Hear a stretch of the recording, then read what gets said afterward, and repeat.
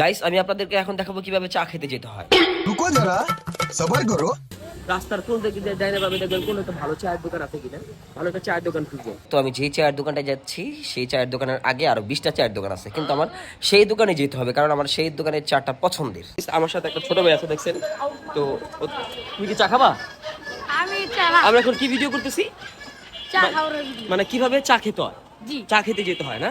তো গাইস আমরা দেখতেছি আশপাশে সব দোকান পর্দা করা, দেখেন প্রতি রমজান মাস তো আমি রোজা রাখি নাই, যদিও এই জন্য আজকে রোজা রাখি নাই। এই যে একটা পর্দা করা একটা পরিচিত দোকান পাইছি, এই দোকানে গিয়ে আমি এখন চা অর্ডার দেবো। সোহাগ ভাই চা বানাও। চা মানে চায়ের দোকানে নিয়ে আসলাম, এখন চাটা কিভাবে বানাতে সেটাও দেখাই দিচ্ছি, দেখছেন।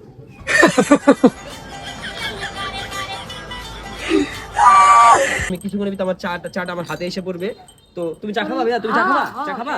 যাক গাইস, আমার সাথে একটা ছোট ভাই আছে, ও চা খাবে। তুমি রোজা রাখো নাই? না। আমি রোজা রাখি নাই, আমার তুমিও রোজা রাখো না, এটা হইলো? সো গাইস আপনারা তো দেখতেই পাচ্ছেন, এখন আমি দেখাবো কিভাবে চা খেতে হয়। প্রথমে চাটা এভাবে ধরবেন, ধরার পরে সুন্দর মতো কি করবেন, এইভাবে দেখো আমার মুখ পিড়ে খেয়ে গেছে ফেলবেন। গরমে। সেই স্বাদ গাইস বলার বাইরে। সো গাইস তো এভাবে আমরা চা খাই, আপনারা যারা চা খেতে জানেন না তারা এভাবে চা খাবেন। ধন্যবাদ।